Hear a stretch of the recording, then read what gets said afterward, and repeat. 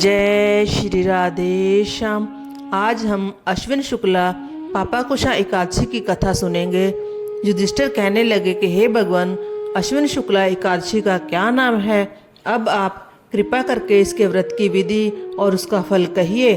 भगवान कृष्ण कहने लगे कि हे युधिष्ठिर, पापों का नाश करने वाली इस एकादशी का नाम पापाकुशा एकादशी है।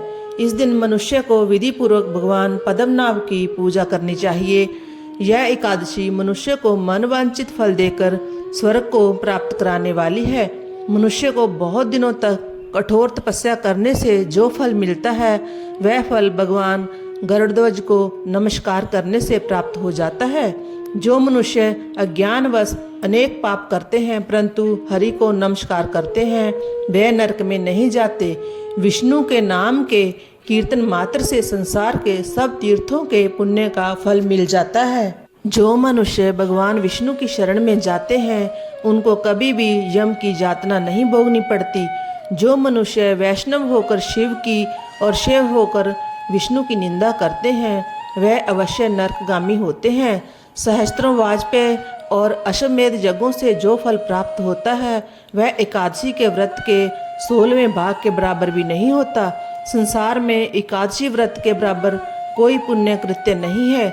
इसके समान पवित्र तीनों लोकों में कुछ भी नहीं है। इस एकादशी जैसा पुण्यदायी कोई व्रत नहीं। जब तक मनुष्य पद्मनाभ की एकादशी का व्रत नहीं करते हैं, तब तक ही उनकी में पाप वास कर सकते हैं। यह एकादशी स्वर्ग, मोक्ष, आरोग्यता, सुंदर स्त्री तथा अन्न और धन को देने वाली है।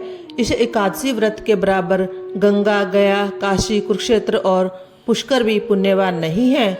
हरि व सार तथा एकादशी का व्रत करने और जागरण करने से मनुष्य विष्णु पद को प्राप्त होता है। हे राजेंद्र, इस व्रत के करने वाले 10 पीढ़ी मातृपक्ष, 10 पीढ़ी पितृपक्ष, 10 पीढ़ी स्त्री पक्ष तथा 10 पीढ़ी मित्र पक्ष सभी का उद्धार कर देते हैं। वे दिव्य देह धारण कर, चतुर्भुज रूप हो, पीताम्बर पहने और हाथ में माला लेकर गरुड़ पर चढ़कर विष्णु लोक को जाते हैं। हे नृपोत्तम, बाल्यावस्था, युवावस्था और वृद्धावस्था में इस व्रत को करने से पापी मनुष्य भी दुर्गति को प्राप्त न होकर सद्गति को प्राप्त होता है।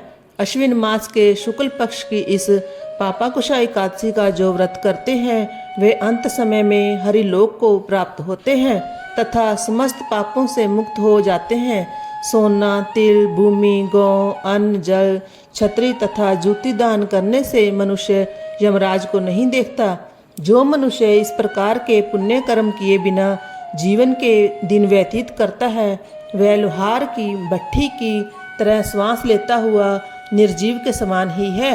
निर्धन मनुष्यों को भी अपनी शक्ति के अनुसार दान करना चाहिए तथा धन वालों को सरोवर, बाग, मकान आदि बनवाकर दान करना चाहिए। ऐसे मनुष्यों को यम का द्वार नहीं देखना पड़ता तथा संसार में दीर्घायु होकर धनाढ्य, कुलीन और रोग रहित रहते हैं। हे राजन, जो आपने मुझसे पूछा वह सब मैंने आपको बतलाया।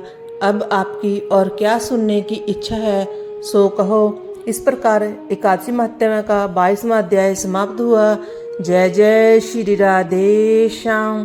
बोलो एकादशी मैया की जय।